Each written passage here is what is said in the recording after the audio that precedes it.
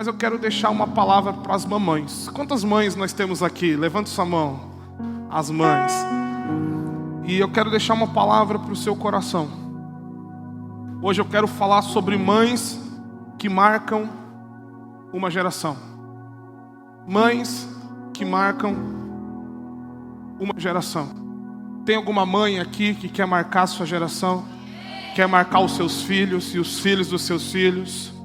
Eu quero ler com você 3 textos, rapidamente. O primeiro texto é 1 Samuel, capítulo 1, versículo 7. 1 Samuel, capítulo 1, versículo, 26. 1 Samuel 1, 26. 1 Samuel, capítulo 1, versículo 26. Quem achou diz amém. Diz assim a palavra do Senhor. E disse ela, Ana, né? E disse Ana: Ah, meu Senhor, tão certo como vives, eu sou aquela mulher que aqui esteve contigo orando ao Senhor. Por este menino orava eu, e o Senhor me concedeu a petição que eu lhe fizera, pelo que também o trago como devolvido ao Senhor, por todos os dias que viver. Pois do Senhor o pedi, e eles adoraram ali o Senhor. Abra sua Bíblia também em 2 Timóteo, capítulo 1, versículo 4. Versículo 4 diz assim: Lembrando das tuas lágrimas, estou ansioso para ver-te, para que eu transborde de alegria, pela recordação que guardo da tua fé, sem fingimento, a mesma que primeiramente habitou em tua avó Lóide e em tua mãe Eunice, e estou certo de que também habita em ti. Em 2 Timóteo também, abra aí, capítulo 3, versículo 14 e 15, diz assim: Porém permanece naquilo que aprendeste e de que foste inteirado, sabendo de que o aprendeste e desde a infância sabes as sagradas letras, que podem tornar-te sábio para a salvação pela fé em Cristo Jesus. E o último texto que eu quero ler, Evangelho de Lucas, capítulo 2, versículo 19, diz assim: Maria, porém, guardava todas estas palavras, meditando-as no seu coração. Feche seus olhos. Espírito Santo, nós te agradecemos pela tua palavra. Pedimos de que ela cumpra o papel dela, que é trazer edificação, consolo, exortação para o nosso coração, alma, espírito e mente. Que nessa noite a tua palavra tenha soberania sobre os nossos corações, que nenhuma voz venha impedir a tua palavra de cumprir o papel de que ela foi designada. Que nessa noite possamos sair daqui edificados, transformados pela tua palavra que é viva e eficaz. Confiamos plenamente no Senhor. Dizemos que esse culto é para o Senhor, nossa vida é para o Senhor, e que nessa noite o teu nome seja exaltado e glorificado para sempre e sempre, em nome de Jesus. Você pode dizer amém? Irmãos, 1909 que se começou as homenagens às mães,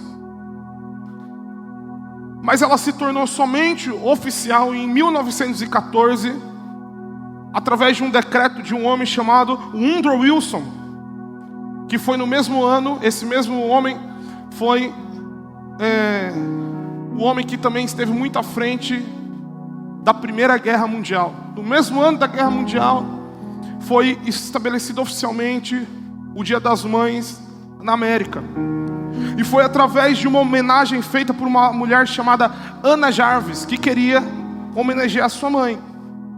Isso acabou se tornando muito popular na América. No Brasil, se tornou oficial somente anos depois, 1932, através de um decreto de Getúlio Vargas. 1932 foi quando o Dia das Mães se tornou oficial no Brasil. E o Dia das Mães é tão popular, inclusive no comércio, que o próprio comércio reconhece o Dia das Mães como o segundo dia mais importante do ano, só perdendo para o Natal. De tanto que é tamanha essa importância. E hoje nós celebramos os dias das mães. Quem viu sua mãe hoje? Quem pôde dar um beijo, um abraço? Quem pôde fazer um almoço para ela? Vai fazer uma janta, um café da manhã? Quem pôde olhar nos olhos da mãe e dizer assim: mãe, não vou cantar não. Abraham Lincoln, talvez se não um dos maiores presidentes que os Estados Unidos já teve, 16º presidente da América, ele disse uma frase que é muito conhecida até hoje, que ele diz: a mãe é tão importante porque a mesma mãe que embala o berço é aquela que governa o mundo. Eu acredito que através disso, talvez ele estava querendo dizer de que a mesma mãe que embala o berço é quem influencia as atitudes do seu filho. Porque, irmãos, se tem uma pessoa que consegue, que cuida, que nutre os primeiros passos de uma criança, é a mãe. É a mãe que traz, que introduz a criança, que nutre através do leite. O primeiro contato que a criança tem é com a mãe. E obviamente também é a mãe que nutre essa criança na piedade, no leite da piedade. Claro que falando para uma mãe cristã que serve a Deus. Então eu concordo muito com essa frase de Abraham Lincoln. A mãe é tão importante porque a mesma que embala o berço é aquela que governa o mundo. Grandes homens de Deus, como por exemplo você conhece John Wesley. John Wesley foi John Wesley por causa de sua mãe. Quando você conhece a história, você conhece a mãe de John Wesley, a influência que ela causou para ele se tornar quem ele é. E você vê também um grande homem chamado Benny Hinn, que não teve a sua mãe biológica, mas teve uma mãe espiritual, e que o adotou como filho, chamado Kathryn Kuhlman, que colocou ele nos trilhos do que ele viveu e vive até hoje. E eu quero destacar aqui 3 mães, de tantas mães que a palavra de Deus conta. Eu quero falar de 3 mães aqui com você, para pegar como exemplo. Nós lemos 3 textos e eu quero começar falando sobre a primeira mãe, Ana, mãe de Samuel. O texto que nós lemos de 1 Samuel, a Bíblia diz de que Ana devolve o seu filho Samuel para Eli, porque ela não podia ter filho. Ana era estéril. Quem conhece a história de Ana na Bíblia? Ana era estéril. E eu quero contar para vocês uma experiência que eu tive ontem. Não, sábado, anteontem. Não, hoje é domingo. Emocionado. Então foi na sexta. Não, foi ontem. Foi sexta, amor? Obrigado. Eu estava no mercado e a minha esposa estava em jejum de chocolate, não estava comendo chocolate por um bom tempo. Quem conhece a Isa sabe que ela é mais formigueira do que as próprias formigas. Então, ela gosta de um doce que eu nunca vi, gente. Quem é formigão aqui? Formigueiro, quem é esses? Ok. E eu ganhei um tempo atrás uma caixa de Ferrero Rocher. Nós ganhamos uma caixa de Ferrero Rocher.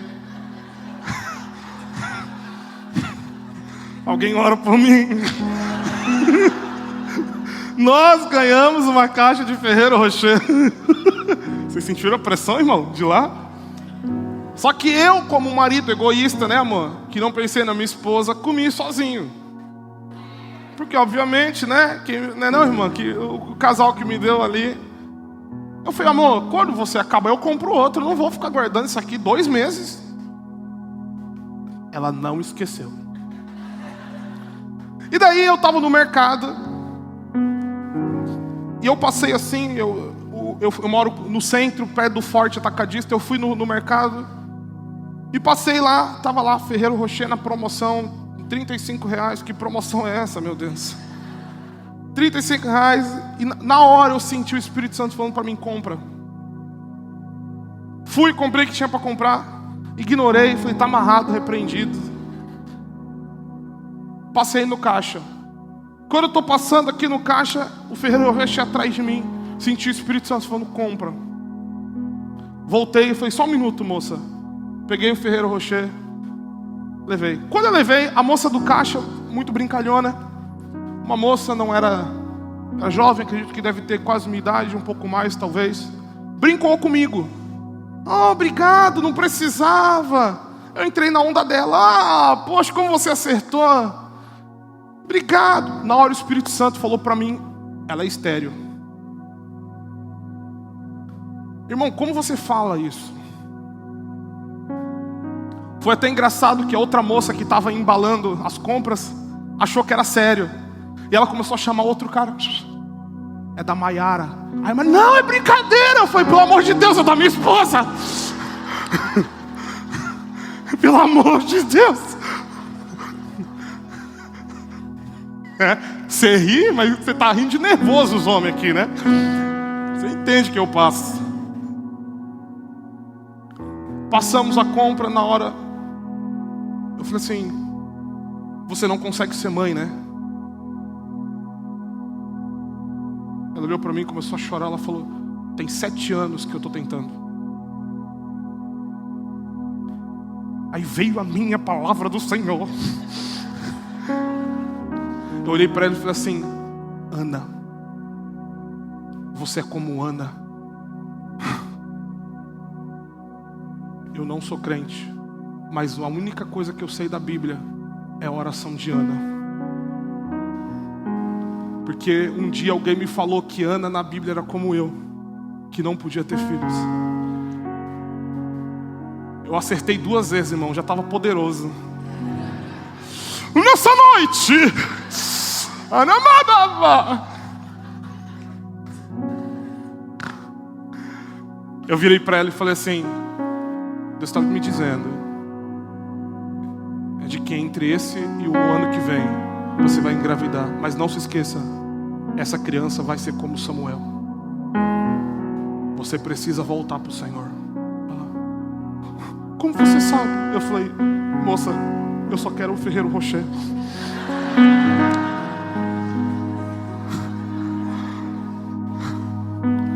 Saí de lá, o Espírito Santo me incomodou. Volta como Ferreiro Rocher para ela. Eu falei, não.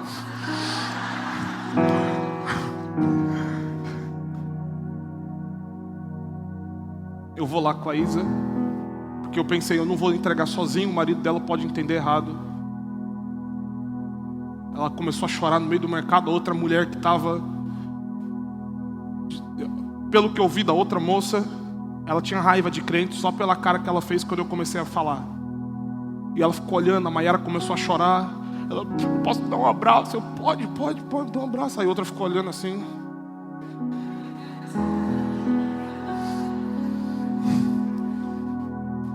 E daí o Espírito Santo me lembrou de Ana. 4 coisas eu aprendo sobre Ana aqui. Eu quero falar de 3 mulheres aqui que marcaram uma geração. A primeira foi Ana. Ana é aquela que nunca desistiu de ser mãe. Nunca desistiu de ser mãe. 4 coisas eu falo para você. Primeiro, Ana era amada, mas era estéril. Ana tinha o coração de Elcana, seu marido. Ana tinha a provisão do marido. Ana tinha o amor que precisava, mas era estéril. A sua concubina Benina zombava de Ana porque ela não podia ter filho. O sacerdote Eli recusava Ana, falava que ela era bêbada, embriagada. Mas Ana nunca desistiu do seu sonho de ser mãe. Talvez ela era como Maiara, estava 7 anos tentando.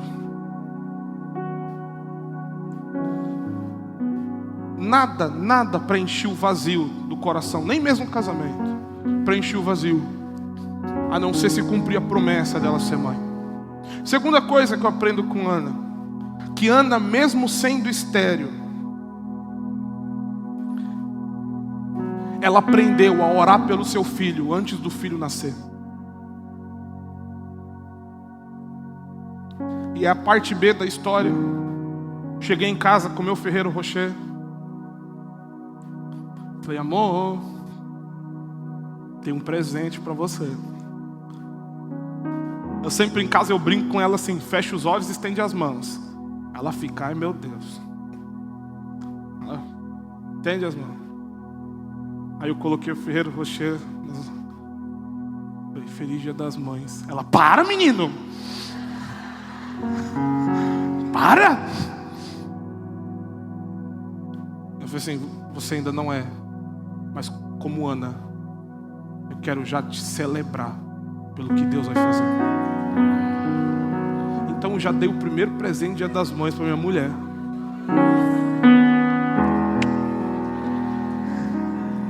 Ê, vovó! Ana orava por Samuel antes de ter Samuel. Quantas mães, mesmo sendo fértil, mesmo tendo filhos, não oram pelos seus filhos? E Ana aprendeu a orar por Samuel, mesmo sendo estéril. Ela não só orava por Samuel, como Ana fazia compromisso com Deus para entregar ao Senhor. Tem mães que querem ter filhos como Samuel. Tem mães que já chegaram mães para mim e falaram assim, Caleb, ora pelo meu filho, porque eu quero que ele seja como você. Mas muitas mães não entendem de que eu só sou o que sou porque eu tive uma mãe que orou por mim. Tem mães que são férteis, que têm filhos, mas não oram pelos filhos. Ana, estéril, orava por Samuel. Antes dela conceber no ventre, ela concebeu Samuel no coração. Já orava por ele, intercedia por ele. Antes de Ana chorar pela dor do parto, ela chorava diante de Deus. Antes do milagre acontecer, ela creu na promessa de Deus. E Ana foi tão influente na vida de Samuel. Por quê? Porque antes de tudo era uma mulher de Deus. A Bíblia fala que todo ano ela levava uma túnica nova para Samuel. A sua vida servia de exemplo para o seu filho. Quem está me entendendo diz amém. Terceira coisa que eu aprendo com Ana: Ana consagra o filho para Deus antes mesmo dele ser concebido. Uma coisa é você orar por ele, outra coisa é você consagrar o Senhor. E quando Samuel nasceu, ela cumpriu a promessa. A Bíblia diz que Ana chegou diante de Eli e ela diz, olha, era esse menino que eu orava por ele. Hoje eu devolvo para o Senhor todos os dias da sua vida. Eu devolvo para o Senhor. Eu quero perguntar para as mães aqui presentes: quais são os seus sonhos para os seus filhos? O que você espera dos seus filhos? O que você sonhou para ele? Eu já ouvi muitas mães dizendo assim, Caleb, eu gerei meus filhos para mim.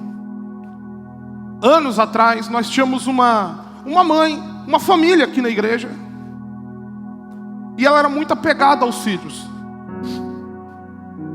E os filhos dela começaram a se envolver muito aqui na igreja. Todo dia estava na igreja. Todo dia na igreja. E ela viu que ela estava perdendo aquele espaço de tempo que ela tinha com os filhos. E um dia ela pegou e falou assim, eu preferia quando vocês eram do mundo, porque pelo menos vocês ficavam comigo.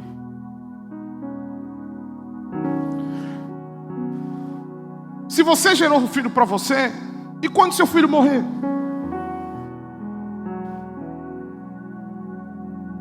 O que vai ser dele?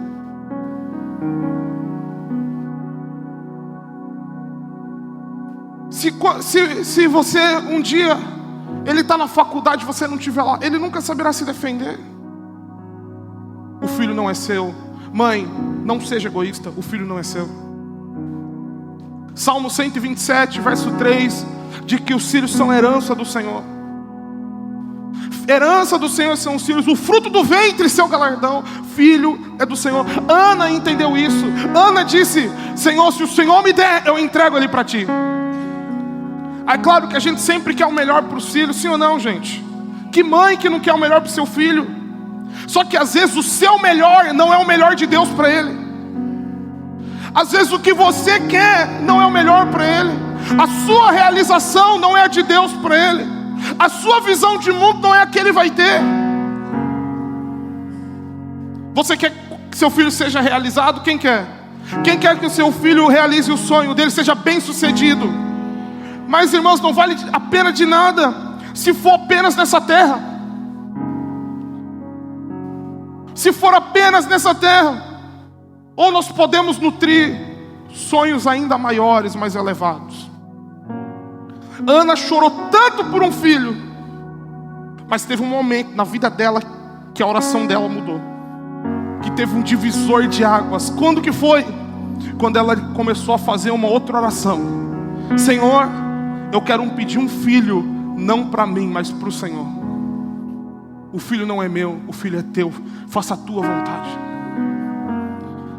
Ela começou a pedir para não realizar os sonhos dela, mas os projetos de Deus. Não atender às suas expectativas, mas para suprir a vontade de Deus. Tem mãe, tem pai que planeja a vida inteira do filho.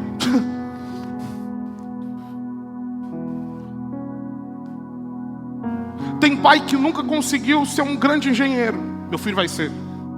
Você nem sabe se é vontade de Deus para ele. Você nem sabe o que Deus tem preparado para ele.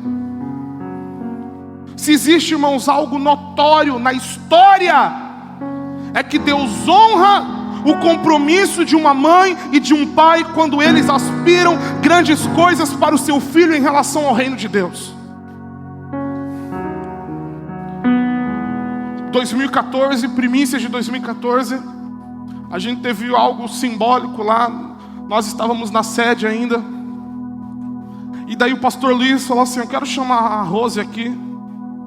Está lá no YouTube até hoje. Quero chamar a Rose aqui. Chamou, irmão, lotada a igreja. Primícias 2014. Aí eu vi, o que a mãe está fazendo lá em cima, gente? E ela disse assim: eu entendi. É isso, né? Será uma coisa de verdade. Eu quero entregar algo que não é meu. É isso?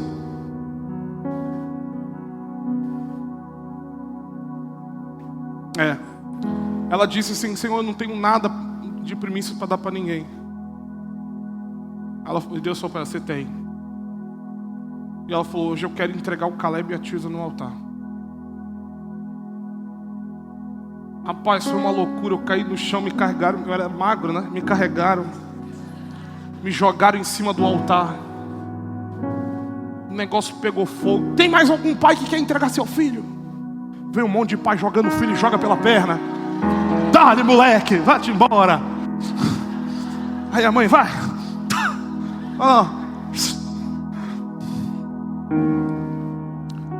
O filho é do Senhor.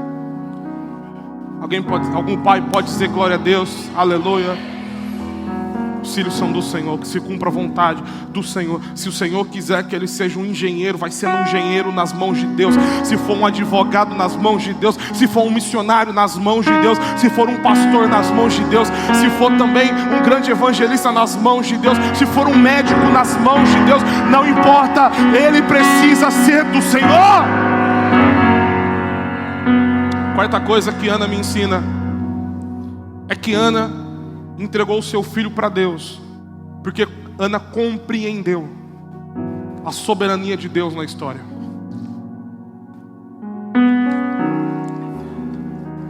Ana podia dizer assim, quando Samuel nasceu: Senhor,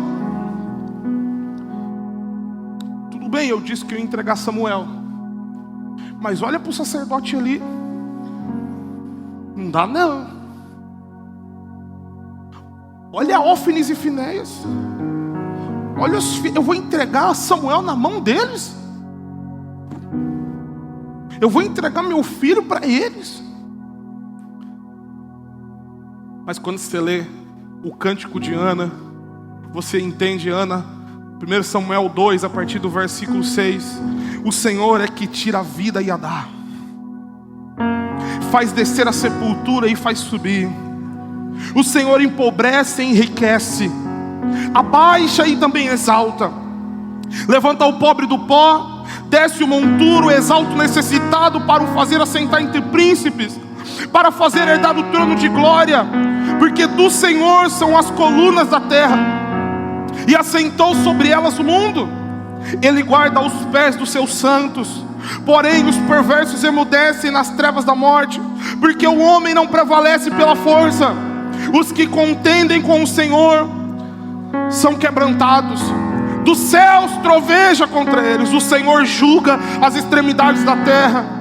Dá força ao seu rei e exalta o poder do seu ungido. Ana entendeu que Deus era soberano e que o nosso papel de vida é cumprir o propósito divino, e entender que o melhor para nós é fazer a vontade de Deus, independente do cenário político, independente do cenário da igreja, independente do que o mundo lá fora diz. O Senhor é soberano. Se Deus falou, vai acontecer. Deus falou, vai acontecer. Não importa, meu filho está desviado, meu filho está perdido. Se Deus falou, vai acontecer, porque o Senhor exalta, o Senhor humilha, é o Senhor que faz. Nós precisamos confiar na soberania de Deus. Confie em Deus mesmo que você não veja. Confie em Deus mesmo que você tema. Alguém pode dizer amém? Não faça das suas experiências ruins dos seus filhos. Não faça das suas experiências ruins dos seus filhos. Ah, mas eu fui frustrado com o pastor. Deixa o seu filho viver a experiência dele. As dos seus filhos não vão ser as suas. Não afaste os seus filhos porque você está ferido. Deixe eles criarem as suas próprias experiências e cicatrizes. Alô? Eu me lembro muito bem que quando eu era menor, hoje eu sei disso. Tem pessoas, Robson, que eu não gostava, que tretavam com os pais. Irmãos da igreja, não acontece aqui. Eu não sabia. Eu gostava do casal. Meus pais nunca chegaram e disseram, não fala com eles, ele machucou a mamãe. Nunca. Eu tive minhas próprias experiências. Confie na soberania de Deus. Eu quero falar de uma outra mãe, chamada Eunice. Eunice era mãe de Timóteo. Eunice era uma mãe que não desiste de ensinar seu filho. Eunice era uma mãe que não desistia de ensinar seu filho. Eunice entendeu que o ser vem antes do ensinar. O texto que nós lemos, 2 Timóteo 1,5 diz: pela recordação que guardo da tua fé sem fingimento, a mesma que primeiramente habitou em tua avó Lóide, também em tua mãe Eunice, estou certo que também em ti. A educação cristã começa no lar. Irmãos, tem crianças aqui da igreja. Conversa com os nossos líderes aqui, conversa com a pastora Tis, que cuida das crianças também. Tem crianças aqui que não conhecem nenhuma música cristã, só conhecem Eu e Casca de Bala. Se você pergunta para ela, me conta uma história, elas não sabem nada da Bíblia. Sim ou não? Tem crianças que não sabem nada. Irmãos, eu sou fã da Marvel. Eu sou fã da Marvel. Sou fã mesmo. Eu gosto demais. Eu não vou ter problema nenhum do meu filho querer se vestir de super-herói. Problema nenhum. Eu acho legal pra caramba. Eu acho muito legal. Ainda mais se ele quiser ser homem de ferro. Meu Deus do céu. Se ele for filantrópico, milionário ainda, melhor ainda. Igual o Tony Stark. Tem problema nenhum. Quem gosta da Marvel aqui também, fã? Gosto demais, irmãos. Vai sair um filme agora novo. Eu e o Edu vai lá assistir no cinema. Eu gosto demais, sou fã. Agora, tem criança que só sabe disso. sabe nada de Bíblia.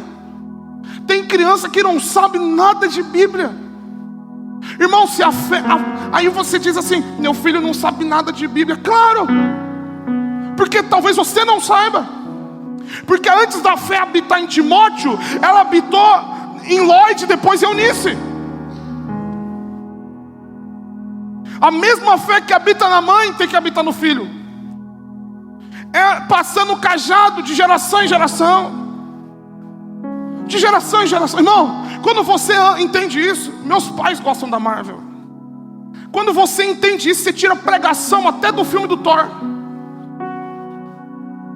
Quem já ouviu falando sobre isso? Thor 1. Eu vou até chamar essa pregação. Thor 1. A rebeldia de um filho para o seu pai.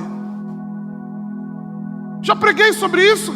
Quando ele tenta ir junto com Odin, ele cai na terra, perde os poderes. É pai, mas é rei. O ponto não é isso. O ponto não é porque seu filho joga muito videogame. Não é. Tirar o videogame dele não é a solução. O ponto não é que ele gosta muito de futebol. Não é. O ponto não é isso. Não é porque ele gosta muito de anime. O anime tira o anime. Mas o ponto não é isso. O ponto é de que, irmãos, entenda uma coisa. Você não destrói o diabo chutando o altar dele.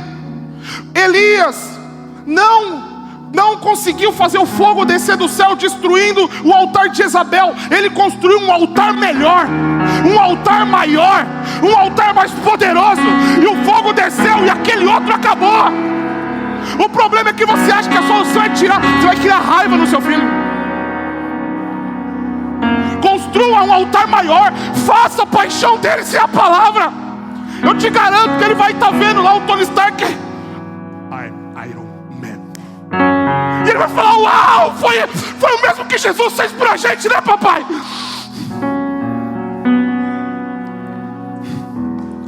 Alguém está entendendo o que eu estou falando? Você acha que a solução é tirar? Não é, você vai criar raiva. Quem viveu isso, irmão? Eu vivi isso. Rei Leão era pecado. Hakuna Matata, mate seus pais. Está repreendendo Jesus, eu quero matar meus pais. Não podia ir no cinema. Não podia. Quem viveu isso? Lembro que assisti Paixão de Cristo. Aí um dia eu perguntei para uma pessoa: por que não pode? É paixão de Cristo. É Cristo, paixão de Cristo. Mas você vai passar por outras salas que tem demônios. Misericórdia, eu já passei em frente de terreiro de macumba. Então, ai Senhor. Porque a gente acha que a solução é tirar. Irmãos, quem nos convence do pecado é o Espírito Santo que habita em nós. Não é a força da regra. É claro que tem às vezes situações, pai e mãe, você tem que usar a regra. Mas isso não vai segurar. Sabe o que vai acontecer? Ele vai ficar doido para fazer 18 anos. Conseguir a tarde da liberdade, coteado. Sabe de nada. Não, pai e mãe. Vai morar sozinho, primeiro dia. Ô mãe, tem uma caixa de leite aí para mim não? Mas eu mando a minha vida, hein? Coteado. Sabe de nada. Você vai criar raiva. O objetivo não é criar raiva, é criar amor pelo Evangelho. Irmãos, há um abismo muito grande entre o que você prega e o que você vive. Há um hiato muito grande entre o que você ensina e o que você pratica. Paulo entendeu isso. A educação cristã naquela família começou na sua avó, passou para a sua mãe e foi para o seu filho. A terceira geração ainda andava na mesma pegada. Uau! A gente precisa passar o bastão adiante. Alguém pode dizer amém? Mães, se você está formando seu filho, ore por eles. Ah, mas eu não tenho vontade de orar. Então ore por causa dele. Finja que está orando. Fica lá de joelho.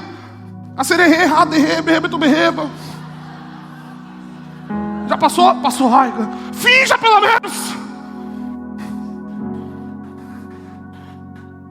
Se você não quer se salvar, salve o seu filho pelo menos. Porque Porque Deus vai pedir conta dos filhos, você sabe disso? O filho é do Senhor, Ele vai pedir conta. Você quer ir para o inferno? Vá, mas vá para o inferno, pelo menos eu dizendo lá, pelo menos seu filho você salvou.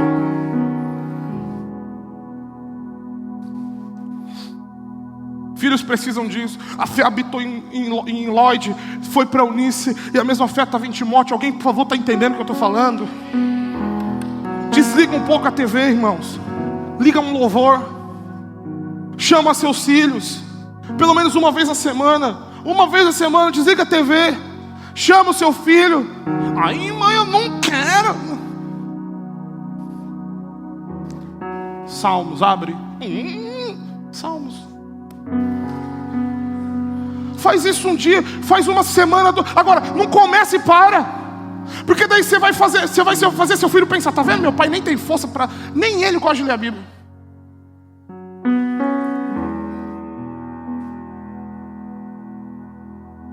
Eu estou falando do que eu cresci vendo. Eu cresci assim, pastor Deus. A gente chegou a fazer lá em casa a maratona da Bíblia. Todo dia antes de dormir a gente lia a Bíblia junto. Tinha vez que eu estava assim, ó. Acorda. Lembra disso? Crie situações para os seus filhos. Não reclame deles amanhã o que você não está investindo com o seu exemplo hoje.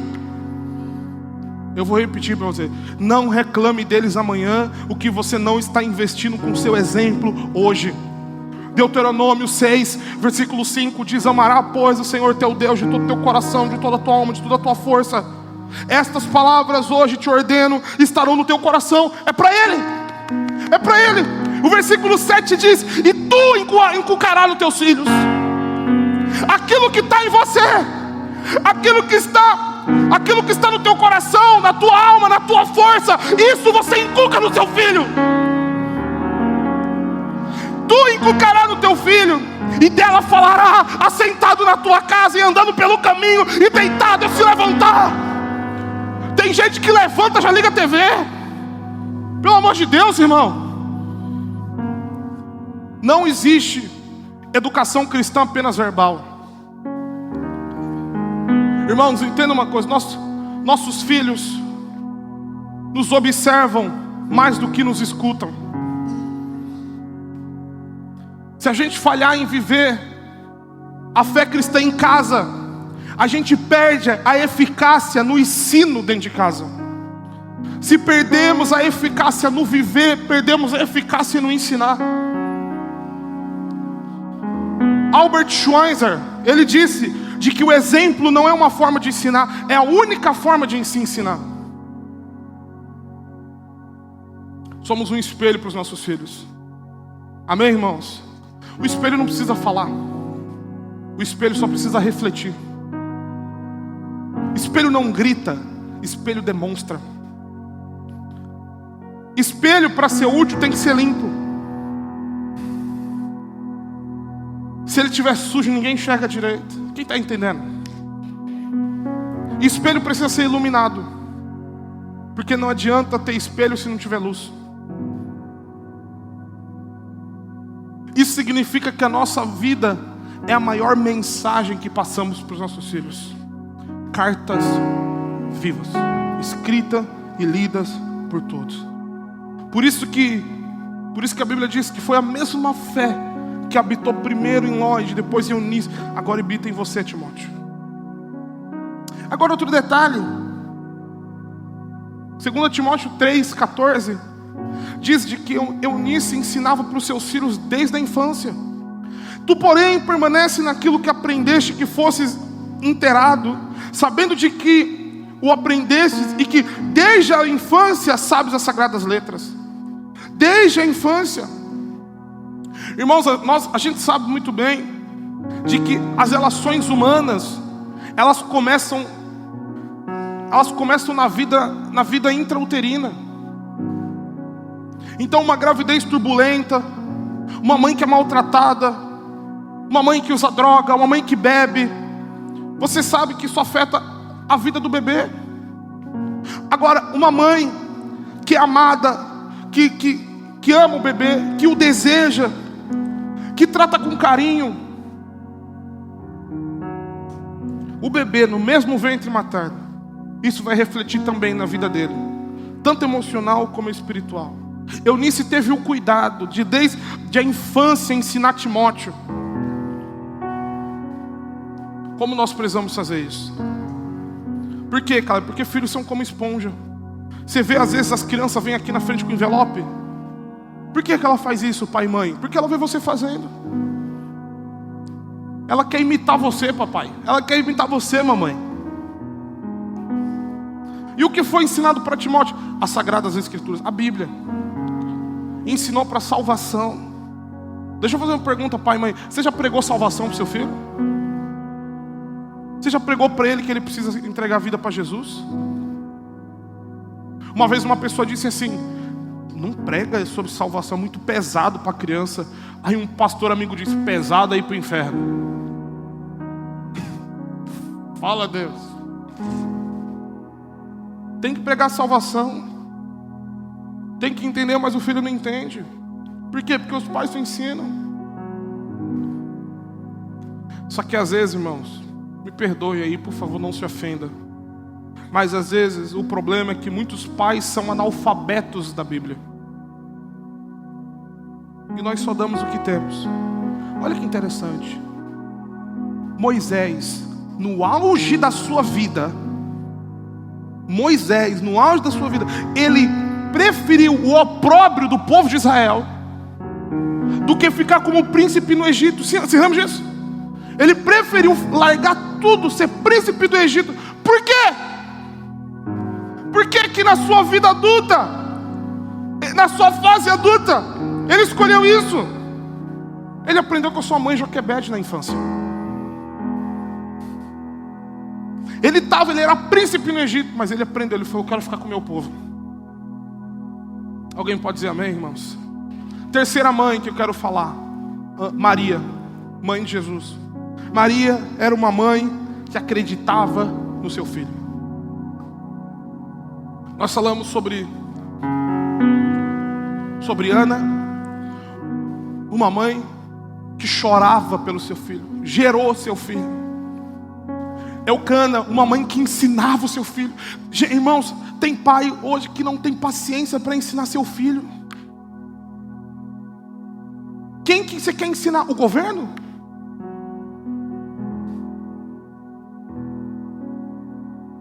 Não tem paciência, meu Deus do céu, pelo amor de Deus. Você ensina filho, estraga neto. A senhora está concordando, mãe?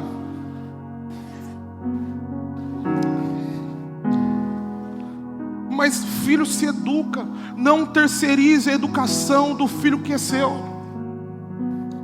Não aguento mais falar, fale até que.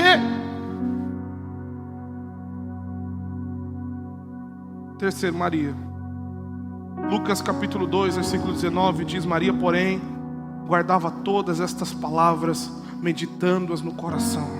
Versículo 51. E desceu com eles para Nazaré, e era-lhe submisso. Sua mãe, porém, guardava todas estas coisas no coração. A forma de Maria dizer que acreditava em Jesus era que, apesar do tempo, ela não se esqueceu do porquê Jesus veio para a terra. Mães, não se esqueçam das promessas de Deus para os seus filhos. Não se esqueçam dos sonhos de Deus para os seus filhos. Maria guardava todas as coisas no seu coração. Ela guardava tudo no coração. Talvez hoje o cenário é de caos. O cenário é de rebeldia. O cenário hoje, Caleb, meu filho, não sei, meu filho engravidou uma menina. Caleb, meu filho está preso, meu filho está usando droga. Não sei o cenário. Mas faça como Maria, guarde no seu coração as palavras proféticas, porque assim como Ana, Deus é soberano para fazer acontecer. Então, apesar do cenário, creia. Apesar do cenário, creia. Creia até o último dia da sua vida. Creia até que mesmo que te custe tudo. Creia, creia, creia. Porque aquele que começou a boa obra é fiel para completá-la. Nós precisamos de mães que impulsionam os seus filhos. João capítulo 2, versículo 1. Aqui está o primeiro milagre de Jesus. Quem sabe o primeiro milagre de Jesus? Jesus transformou água em vinho. Aí tem algo interessante que me chama a atenção.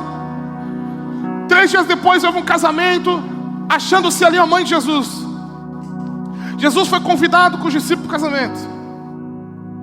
Tendo acabado o vinho, a mãe de Jesus disse: ele não teve. Por que a Maria falou isso? Porque ela sabia: meu filho é um solucionador.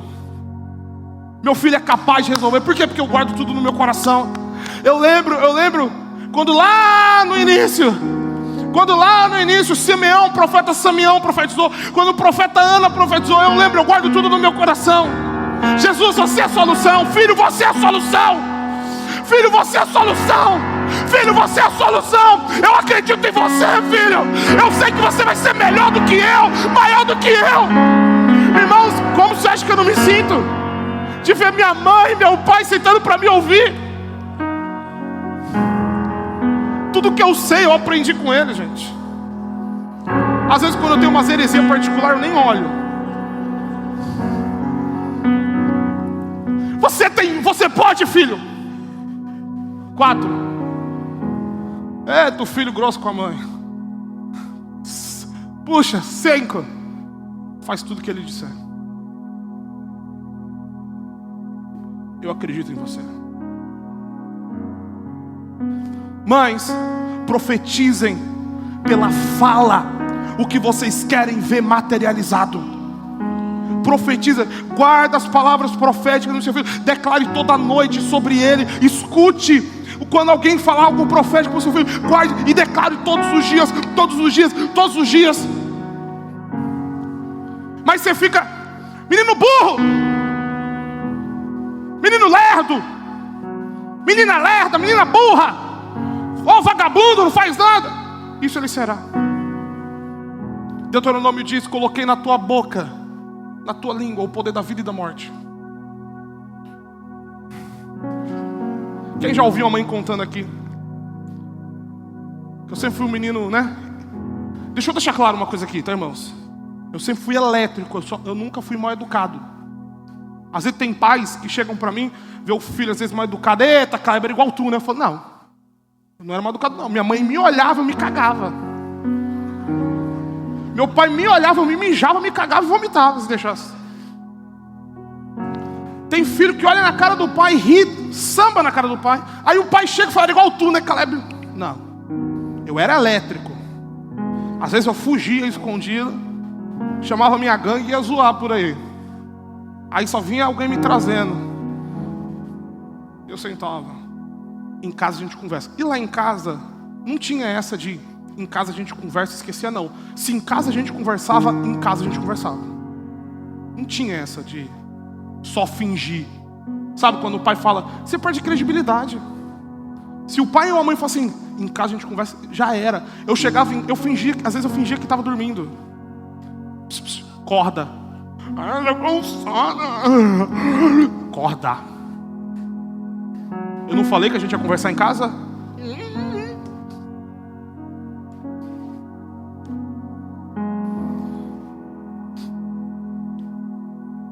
E daí a mãe conta de que quando eu era espoleta, ela chegava e falava, tu é uma bênção, tu é uma bênção, tu é uma bênção.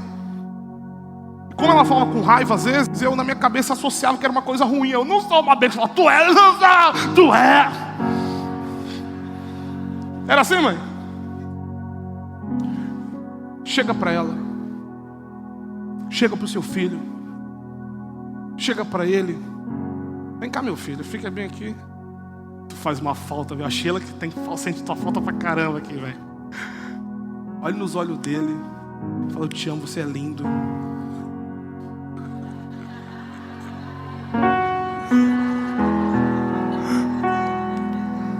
Você é muito amado. Eu acredito em você. Eu te abençoo com sabedoria, com unção. habilidade para você prosperar.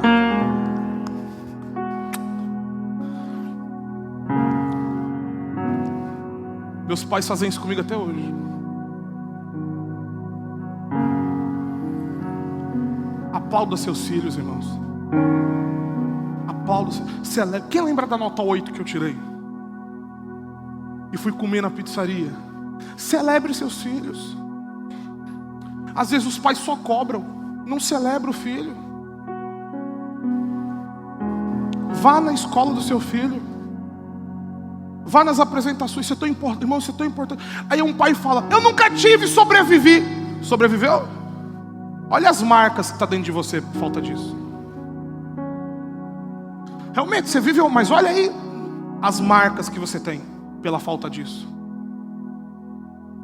Se seus pais não fizeram, faça diferente.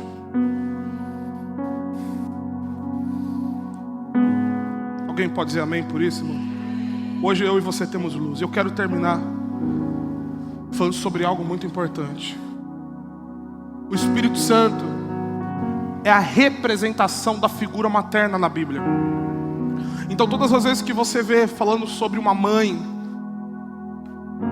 isso se equipara à presença do Espírito Santo. Não é que o Espírito Santo é feminino, porque ele é um espírito, ele não tem sexo. Mas é que se ele equipara a figura materna.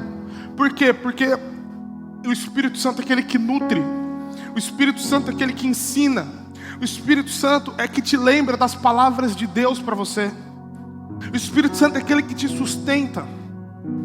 E eu quero aqui rapidamente te dar 3 lições em cima dessas 3 mulheres que a gente pode tirar para nós, que o Espírito Santo nos dá. Primeira, Ana de Samuel, mãe de Samuel.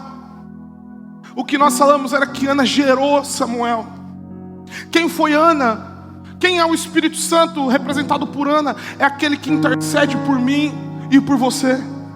Romanos capítulo 8, versículo 26 diz: também o Espírito semelhantemente nos assiste em nossa fraqueza, porque não sabemos orar como convém, mas o mesmo Espírito intercede por nós sobremaneira com gemidos inexprimidos. E aquele que sonda os corações sabe qual é a mente do Espírito, porque segundo a vontade de Deus é que Ele intercede pelos santos.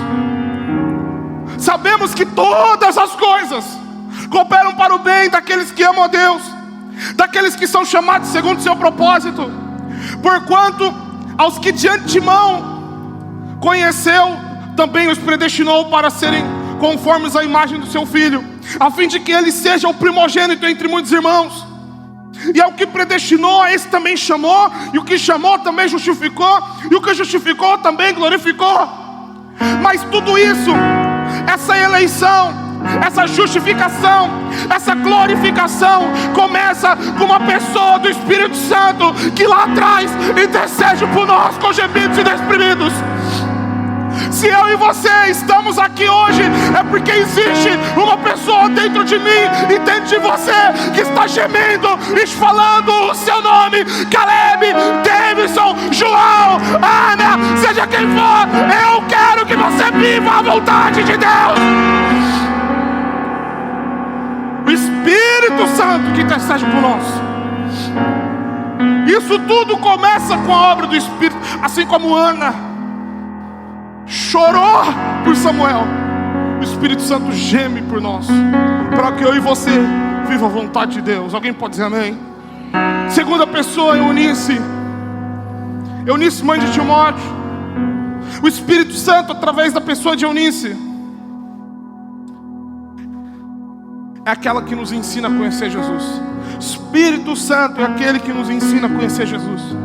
João 14, 25 diz: isso vos tenho dito, estando ainda convosco, mas o Consolador, o Espírito Santo, a quem o Pai enviará em meu nome, esse vos ensinará todas as coisas, e vos fará lembrar de tudo o que vos tenho dito. Irmãos, o que você precisa, mais do que um curso, mais do que o pastor dizer uma coisa para você, O que você precisa é conhecer o Espírito Santo, que tem um desejo que você conheça o Jesus que está nessas Escrituras, que você tenha uma revelação para a sua vida nunca mais ser a mesma. Eu vou dizer uma coisa para você: você tem dúvida da Bíblia? A nossa primeira opção não pode ser ligar para o pastor, não tem que ser ir para a internet, tem que ser fechar os olhos, erguer as mãos e dizer: Espírito da verdade, me revela agora, Jesus.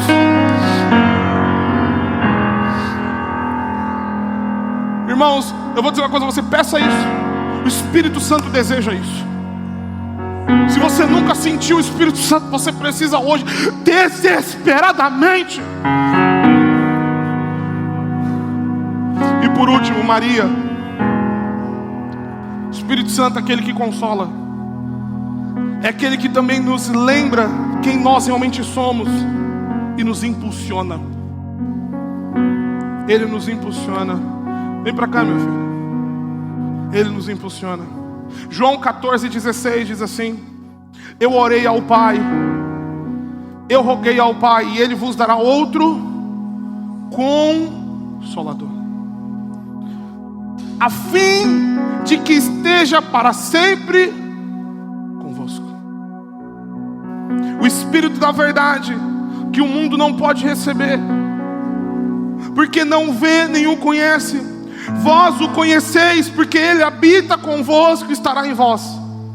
Não vos deixarei órfãos, voltarei para vós outros. O Espírito Santo é o nosso Consolador.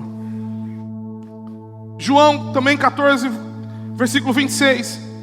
O Consolador, o Espírito Santo, a quem o Pai enviará em meu nome, este vos ensinará todas as coisas e vos fará lembrar. Vos fará lembrar de tudo o que tenho dito. O Espírito Santo nos lembra. Irmão, você está esquecendo das promessas de Deus? Deixa o Espírito Santo reviver isso no seu coração hoje. Deixa o Espírito Santo trazer isso no seu coração. E o último texto, Lucas capítulo 12, versículo 11, diz assim: quando vos levarem às sinagogas e perante os governadores e as autoridades, não vos preocupeis quanto ao modo porque respondereis, nem quanto às coisas que tiver que falar, porque o Espírito Santo vos ensinará naquela mesma hora as coisas que devem dizer. O Espírito Santo nos ensina tudo. O Espírito Santo nos lembra de tudo. E o Espírito Santo nos consola. Ele nos consola. Amém? Eu quero ler para você rapidamente um texto de um pastor chamado Rafael de Almeida. Preste atenção, ele diz assim: amor de mãe talvez seja a coisa mais parecida com o amor de Deus que nós vamos experimentar nessa terra. Tem gente que diz que ser mãe não é trabalho. É trabalho, sim.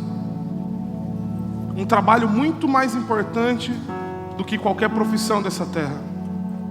Porque todas as profissões trabalham em troca de uma recompensa material. Mas a mãe se gasta pela próxima geração sem esperar nada em troca. É um amor incondicional que vai até as últimas consequências. Perde noites de sono, seu corpo é alterado, abdica de vida profissional, de dinheiro, e se preciso for, se sacrifica em favor da prole. Porque a recompensa do amor de mãe é amar. Você pode ficar de pé.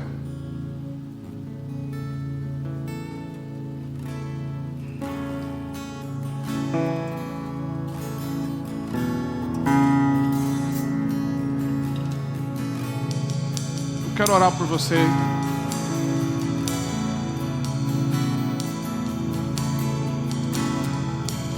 Por favor, Me dá mais 5 minutos. Eu quero falar algo para você.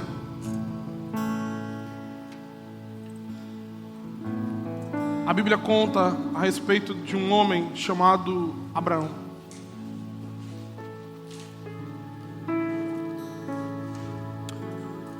E Abraão, a Bíblia diz de que Deus se apresenta para Abraão. Gênesis capítulo 17, versículo 1. Abraão, eu sou Deus Todo-Poderoso. Se você pegar essa palavra Todo-Poderoso no hebraico, quer dizer El Shaddai. El Shaddai, El significa Deus, Elohim. Shaddai significa aquele que te amamenta, aquele que te sustenta. Sabe que, e a expressão no texto original é esse mesmo, amamentar, como de um seio de uma mãe.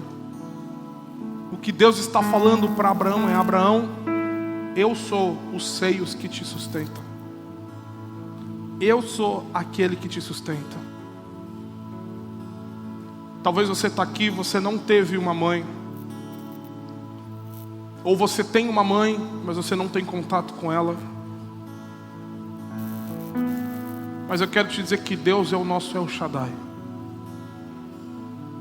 Ele é aquele que nos sustenta. Coloca para mim, William, Isaías 49:14. Diz assim: mas Sião diz, o Senhor me desamparou, o Senhor se esqueceu de mim. Acaso pode uma mulher esquecer-se do seu filho que ainda amamenta? De sorte que não se compadeça do filho do seu ventre? Mas ainda que esta venha a se esquecer dele, eu todavia não me esqueço de ti. Eis que nas palmas da minha mão te gravei. Os teus muros estão continuamente perante mim. O Senhor tem o meu nome, o seu nome na palma da mão dele. Ele olha todos os dias. Ele olha, ele vê: Caleb, eu te sustento. Odaí, eu te sustento.